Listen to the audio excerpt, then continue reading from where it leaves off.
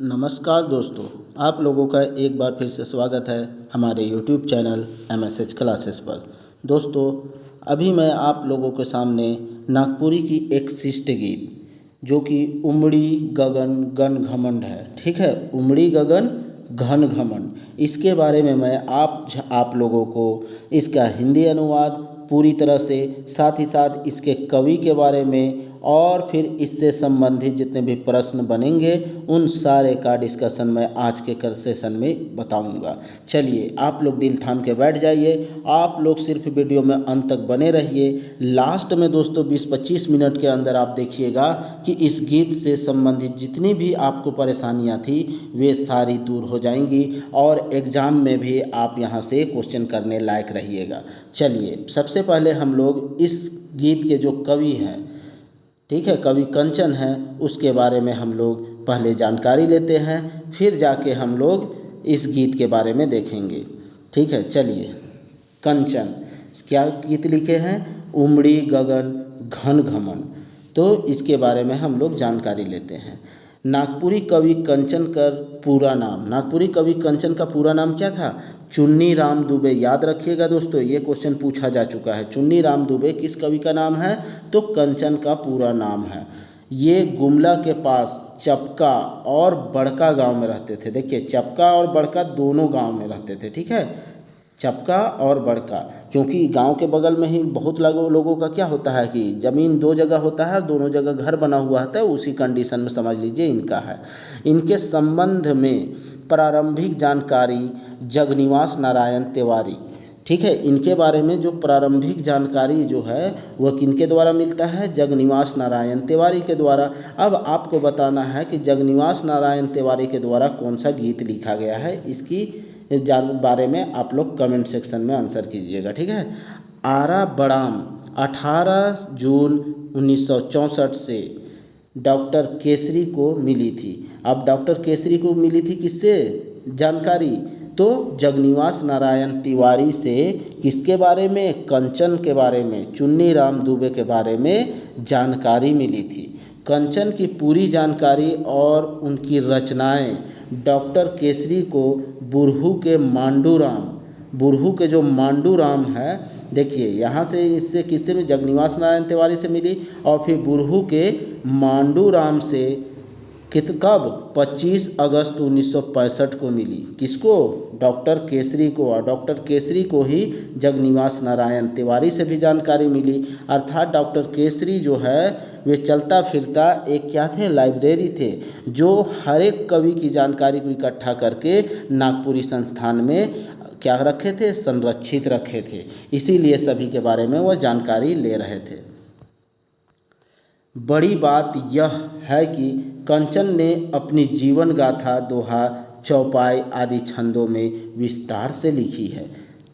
इसके अनुसार इनका जन्म संवत 1919, अब यहाँ पे देखिए संवत की बात हो रही है, संवत 1919। लेकिन चलिए, आप लोगों को यहाँ पे एक क्वेश्चन का आंसर देना है कि ईस्वी 1919 में ऐतिहासिक घटना कौन सी हुई थी, आपको कमेंट करके बताना है।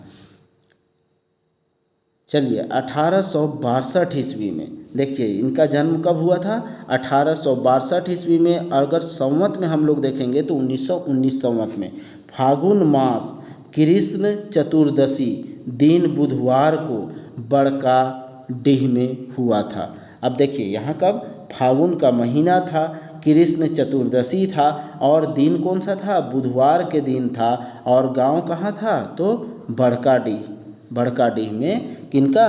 कंचन जी का जन्म हुआ था। इनके पिता का घर लरंगो में था। पिता का घर कहाँ था? लरंगो में था, लरंगो, याद रखिएगा।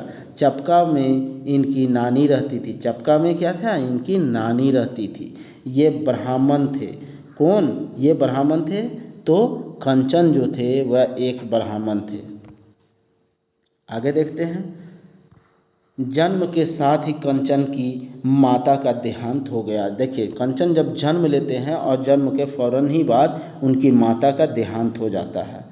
कंचन कहते हैं कि उनकी पत्नी कड़े स्वभाव की थी। कंचन के अनुसार खुद की पत्नी के बारे में अपनी कविता में बता रहा है कि क्या है, मेरी पत्नी जो है वह कड़े स्वभाव की थी, ठीक है, कड़े स्वभाव की। इनको एक लड़का हुआ था, कंचन को एक बेटा भी पैदा हुआ था, लेकिन वह जीवित नहीं रहा और वह जीवित भी नहीं बचा। बेटा पैदा हुआ लेकिन वह मर गया। नाना नानी के साथ ये सुख से थे और कंचन जो है अपनी नाना नानी के साथ सुख में रहते थे। नाना नानी के मरने के बाद उनके सारे गांव नागवंशी महाराज ने वापस ले लिए। देखिए, जब तक उसके नाना नानी जिंदा थे नागवंशी उनको रहने के लिए दे दिए थे, लेकिन जैसे उसके नाना नानी का देहांत होता है पूरे गांव की ज़मीन को वो अपने नाम कर लेते हैं, अपने पास हथिया लेते हैं, अपने कब्जे में ले लेते हैं और इस तरह से उनके नाना नानी का घर भी नागवंशी महाराज ने क्या लिए, वापस ले लिया। इस कारण कंचन के जीवन का आखिरी हिस्सा बहुत कष्ट में बीता। वो नानी घर में तो खुश से रहते थे, लेकिन जब नागवंशी महाराजा जो है वो ज़मीन ले लेते हैं तब इनकी जो ज़िंदगी है, आखिरी ज़िंदगी, वो बड़ी दुख के साथ गुजरता है।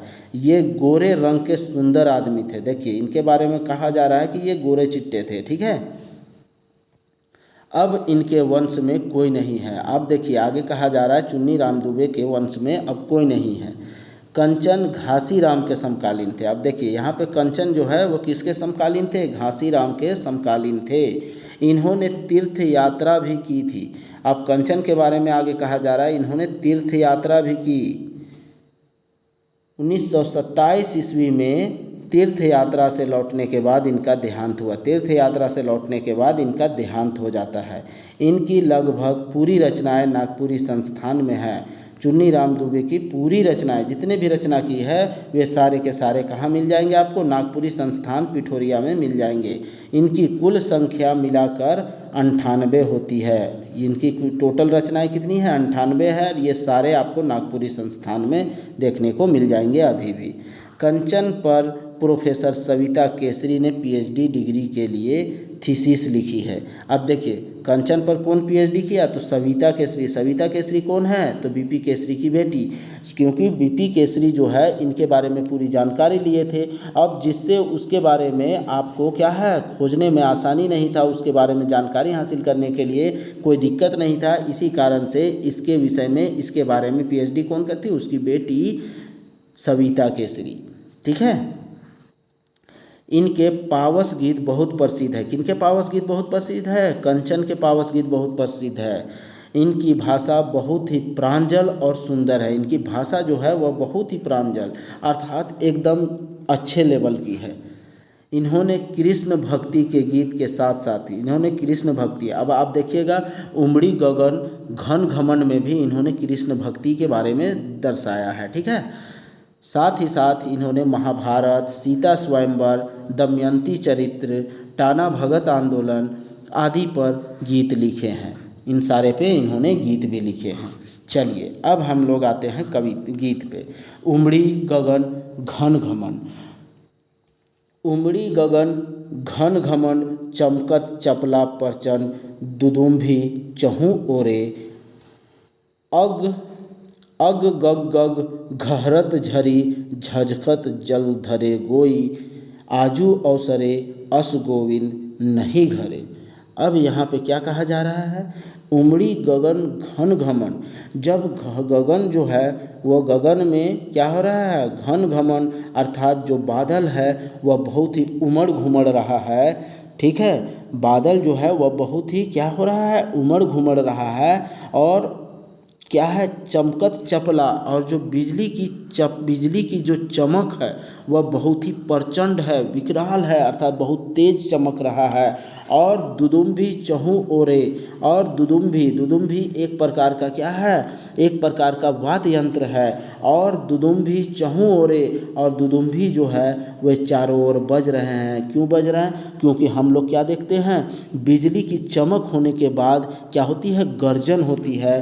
तो यहाँ पे गर्जन को ही दुदुम्भी कहा गया है, ठीक है। गर्जन जो है वह चारों ओर हो रही है। अग गग गग घहरत झरी झझकत जल धरे गोई। अब यहाँ पे अग जो है वह क्या कहा गया है, अग का मतलब क्या हो रहा है, अग कहने का अर्थ हुआ तेज, और गग गग का अर्थ होता है नदी। नदी या आप कह दीजिएगा झरना। ठीक है, तो अग में जो है वह क्या है, अग जो है वह घहरत झरी झजकत जल धरे गोई। अग जो है वह बहुत तीव्र तेज तेज रूप से क्या है, झरना में झर रहा है, क्या पानी, गहरत झरी मतलब बहुत ही गहराई तक जा रही है। इस तरह से इस सब होने के बाद बारिश होती है, और बारिश की जो पानी है वह बहुत ही तीव्र रूप धारण करते हुए मतलब पूरी गहराई के साथ क्या होती है, बहती है। ठीक है, बहती है, झरी झजकत जल धरे गोई, और चारों तरफ क्या होता है, जल धरे गोई अर्थात जल भर जाता है।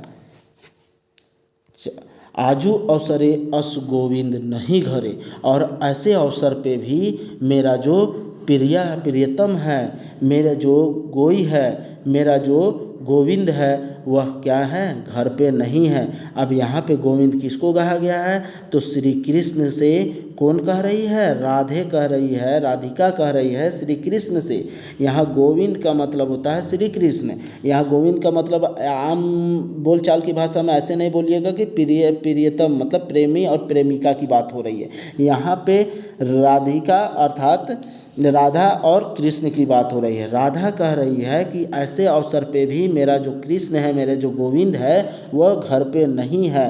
सोचिए कि ये कैसा बारिश का जो मौसम है, और इस मौसम में अपने प्रियतम से मिलने का जो मज़ा है, लेकिन फिर भी क्या करें, ऐसे डरावनी समय में भी मेरे जो प्रियतम है, गोविंद है, वो मेरे घर पे नहीं है।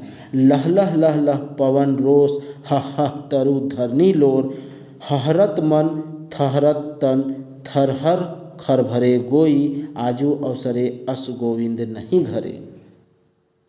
अब क्या कर रहा है, लह लह लह लह लह लह पवन रोष। पवन जो है वह रोष के साथ अर्थात गुस्सा के साथ क्या क्या क्या कह रहा है, लह लह लह लह बह रहा है। तेजी से पवन जो है वह एकदम क्रोधित, ऐसा लग रहा है कि क्रोधित होके गुस्सा में तेजी से बह रहा है।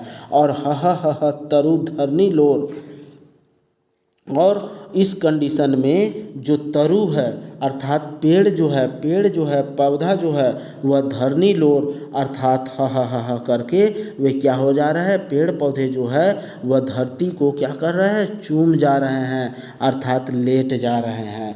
हहरत मन थहरत तन, और मन जो है वह हहर रहा है, मन में उत्सुकता जाग रही है। और थहरत तन, और थन जो है वह बिल्कुल भी स्थिर हो गया है। मन जो है वह मेरा क्या है, व्याकुल हो रहा है, और तन जो है वह एकदम स्थिर हो गया है खंभे की तरह। थरहर खर भरे गोई, और चारों तरफ क्या हुआ, खर भरे गोई हो गया है। ऐसे अवसर पे भी मेरा क्या है, गोविंद जो है मेरे घर पे नहीं है। आगे देखते हैं। झंझन झिंगुर झकोर, ठन नन फेनी ठनके जोर, मंडूक पर खरे चार्तिक धुनी, मोर धुनी झुंडन मही परे गोई, आजू अवसरे अस गोविंद नहीं घरे। आगे क्या कहा जा रहा है, झंझन झंझन झिंगूर झकोर। अब यहाँ पे क्या हो रहा है, ऐसे मौसम में झिंगूर जो है वह क्या कर रहा है, झकोरा मार रहा है। झिंगूर जो है वो आवाज़ कर रहा है। और ठन नन नन फेनी ठनके जोर, और क्या है यहाँ पे देखिए दो अर्थ निकल रहा है दोस्तों। यहाँ पे फेनी अर्थात जो छोटा मोटा कीड़ा होता है घास में, वे जब ठनकता है फेनी, उसी को फेनगा कहा जाता है अगर हम लोग का देहात में, तो वे क्या ज़ोर ज़ोर से क्या होता है, ठनकता है, फेनकता है। अब यहाँ पे दो अर्थ निकल रहा है। एक क्या हो रहा है, एक जो है वह बिजली की खड़खड़ाहट जो है वो उसी के बारे में कह रहा है कि यह ठनक रहा है, क्या ज़ोर ज़ोर से ठनक रहा है। और एक देखिएगा तो जो फेनगा है, जो छोटा कीड़ा है वो क्या कर रहा है, ज़ोर ज़ोर से उछल कूद मचा रहा है। मंडूक पर खरे, और मंडूक का अर्थ क्या होता है, मेंढक, और मेंढक भी जो है वह क्या कर रहा है, खरखरा रहा है अर्थात टरटरा रहा है, आवाज़ निकाल रहा है। और साथ ही साथ चात्रिक ध्वनि, मोर धुनी झुंडन मही परे गोई, और जो चात्रिक एक प्रकार का क्या है, पक्षी है। और चातरिक के बारे में ऐसी विशेषता है कि ये हमेशा क्या होता है, आसमान में उड़ते हुए जो बादल, जो बारिश होती है उसी की पानी को पीता है। ठीक है, जब भी बारिश होती है उड़ते हुए पानी को, ये कहीं पे पानी रखा हुआ पानी को नहीं पीते, ये गुण था इसमें। तो ये चातरिक धुनि जो मोर क्या पक्षी है, ये मोर धुनि झुंडन मही परे गोई, और ये लोग भी क्या कर रहे हैं, ज़मीन में आ रहे हैं झुंड के साथ। ठीक है, यहाँ पे मोर जो है, मोर धुनि अर्थात जो मोर है, ठीक है, जो मोर है वो क्या कर रहा है, ज़मीन पे क्या कर रहा है, झुंड बना रहा है। झुंड बना के ये लोग भी नाच रहे हैं। ठीक है, जब भी आप देखिएगा तो मोर एक झुंड में आता है और नाचता है।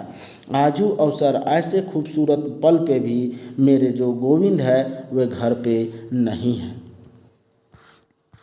चलिए नेक्स्ट देखते हैं, नेक्स्ट पायरा।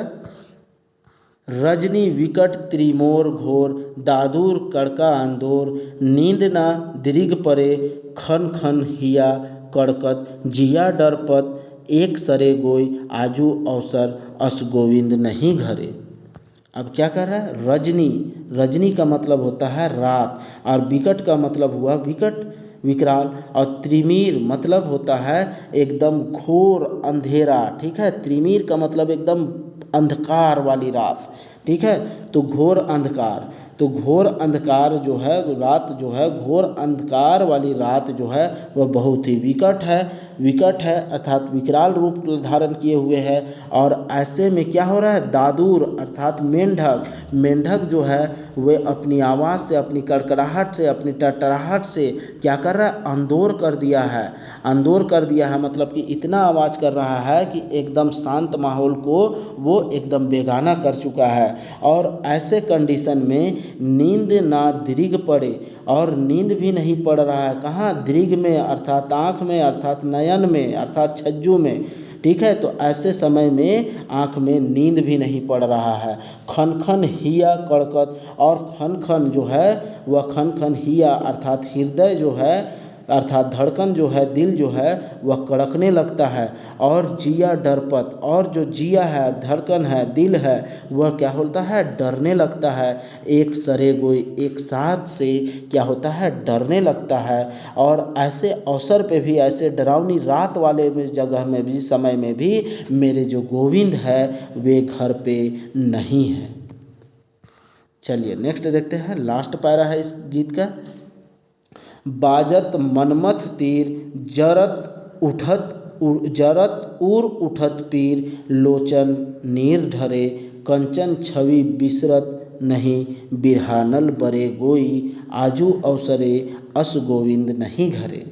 अब क्या कह रहा है, बाजत मनमथ तीर, और मन में जो बज रहा है एक प्रकार का उधेड़बुन तीर, वो उससे क्या हो रहा है, मन में ये बज रहा है, मनमथ में अर्थात मन के अंदर मस्तिष्क में जो उधेड़बुन चल रहा है, उधेड़बुन का जो तीर चल रहा है, अर्थात जो सोचों का एक अंबार चल रहा है, उससे क्या हो रहा है, जरत उर उठत पीर, जरत अर्थात जलना, उर का मतलब होता है सीना, छाती, और उठत का मतलब होता है उठना, और पीर का अर्थ होता है दर्द।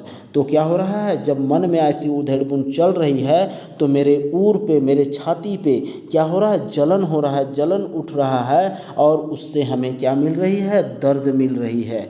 लोचन नीर ढरे, और लोचन का मतलब क्या होता है, लोचन आँख होता है, और लोचन से क्या होता है, नीर ढर रहा है, नीर बह रहा है, नीर का अर्थ होता है आंसू, और लोचन से आंसू बह रहा है। क्योंकि जब दिल धड़कता है और मन में ऐसा उधेड़बुन के कारण दिल जब धड़कने लगता है, दिल से दर्द निकलता है, तो आंखों से आंसू आ जाती है। और ऐसे क्षण में कवि छवि, कंचन छवि बिसरत नहीं, बिरहानल बरे गोई, और आगे कवि कह रहे हैं ऐसे क्षण को हम क्या करते हैं, बिसर नहीं पा रहे हैं, भूल नहीं पा रहे हैं, बिरहानल बरे गोई, अर्थात इस तरह से जो हम लोग अलगाव हैं, अलग हैं, उसको क्या कर रहे हैं कवि, हम भूल नहीं पा रहे हैं। ठीक है, बिरहानल, ठीक है, बिरहानल को हम भूल नहीं पा रहे हैं, अर्थात अलग जो हम लोग हैं उस पल को हम हम भूल नहीं पा रहे हैं और इसी कारण से मेरे आंखों से आंसू गिर रहे हैं। और ऐसे अवसर में भी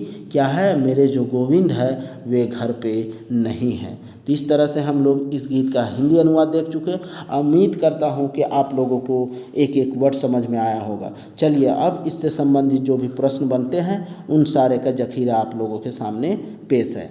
पहला प्रश्न आप लोगों के सामने, ठीक है दोस्तों।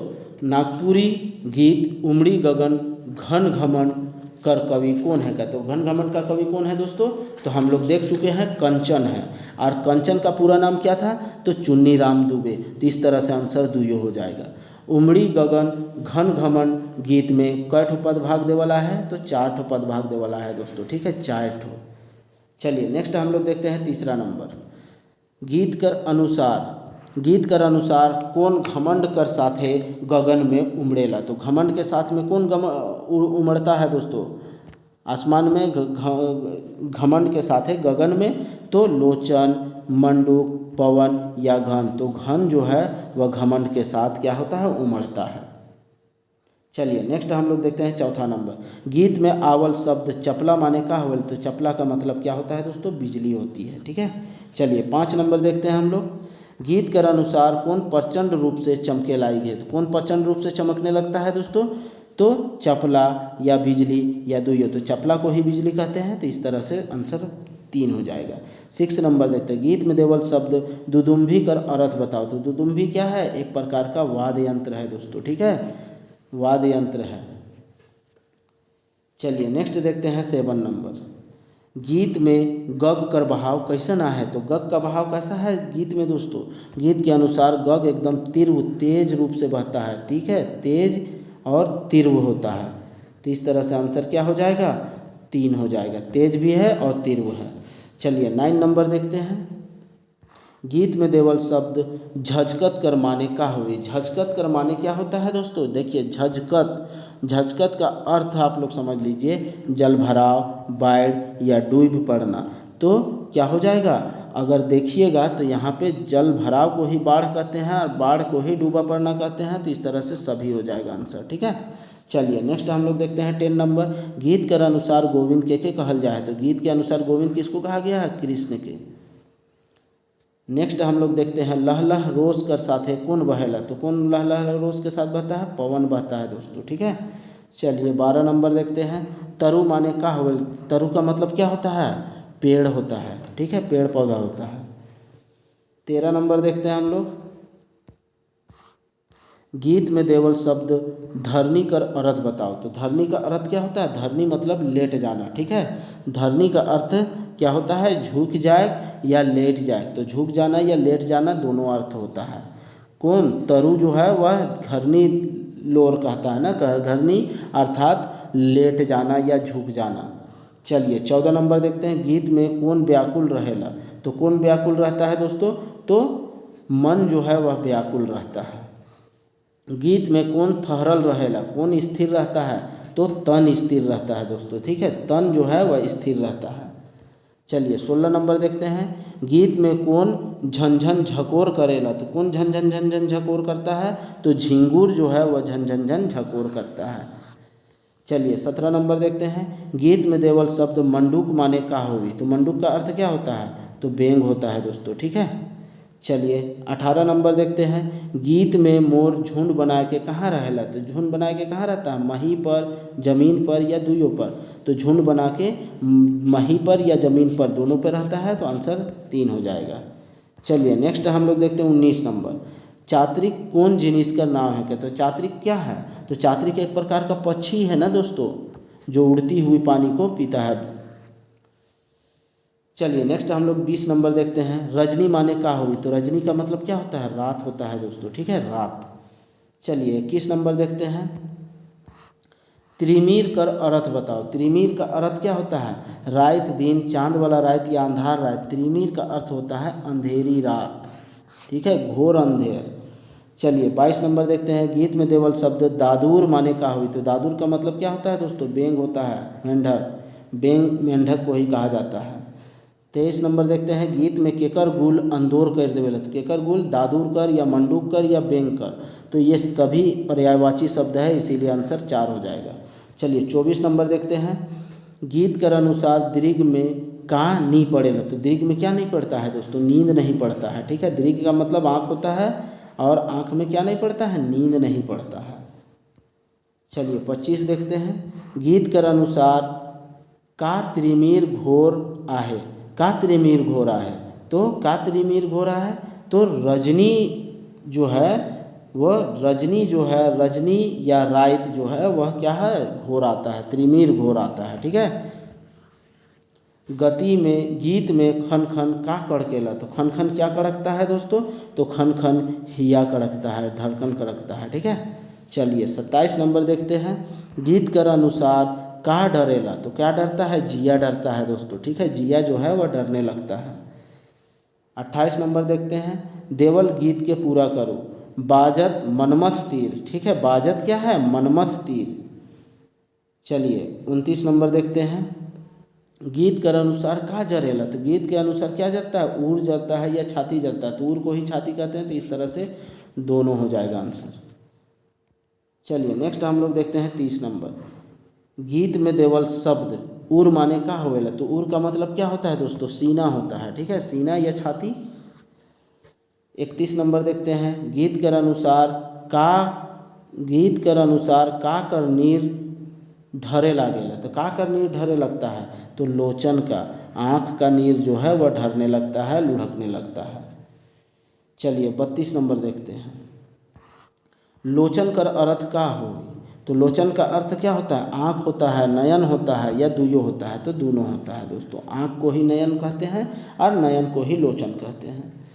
चलिए 33 नंबर देखते हैं, गीत में का बरेक बात हुई है। तो का बरेक बात हुई है दोस्तों, तो बिरहानल बरेक, ठीक है, बिरहानल बरेक बात हुई है। चलिए नेक्स्ट हम लोग देखते हैं 34 नंबर, गीत कर अनुसार कौन घरे नहीं रहेला। तो कौन घरे नहीं रहता है दोस्तों, तो गोविंद जो है वह घर पे नहीं रहते हैं।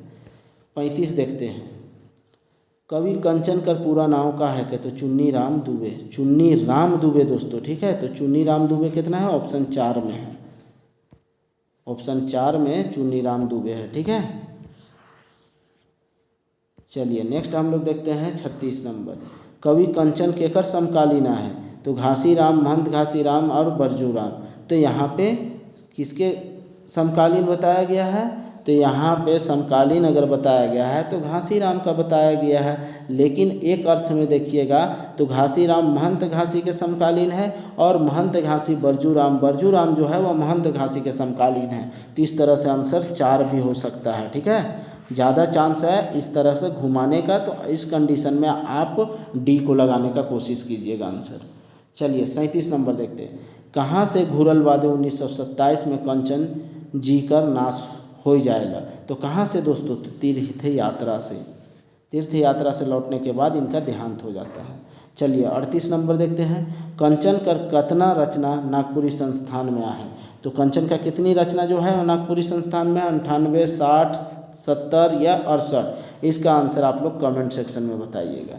चलिए 39 नंबर देखते हैं, कवि कंचन उपरे कौन पीएचडी कर थीसिस लिख रहे हैं। तो कौन दोस्तों, सविता केसरी, ठीक है, डॉक्टर सविता केसरी जो है इसके ऊपर थीसिस लिखे थे। चलिए 40 नंबर देखते हैं,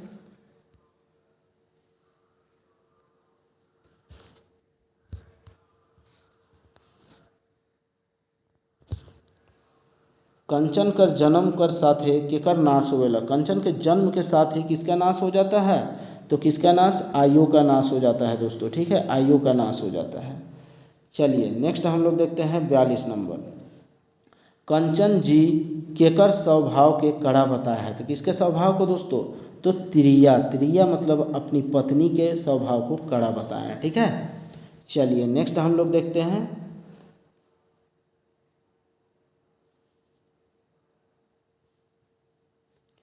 42 नंबर,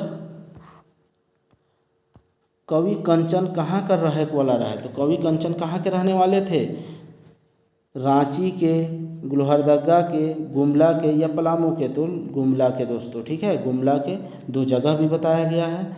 चलिए नेक्स्ट हम लोग देखते हैं 43 नंबर, कंचन जी का जन्म कब हो रहा है। कंचन जी का जन्म कब होता है? तो कंचन जी का जन्म जो है वह 1862 ईस्वी में होता है दोस्तों। चलिए नेक्स्ट हम लोग देखते हैं 44 नंबर। कंचन कर कौन रिश्तेदार चपका में रहत रहे? तो कौन रिश्तेदार? तो नानी का घर था दोस्तों, ठीक है, नानी घर था। चलिए नेक्स्ट हम लोग देखते हैं 45 नंबर। कंचन कर पिता का घर कहाँ रहा? तो कंचन का पिता का घर कहाँ था? तो लरंगों में, चपका में, गुमला में या बड़का गांव में।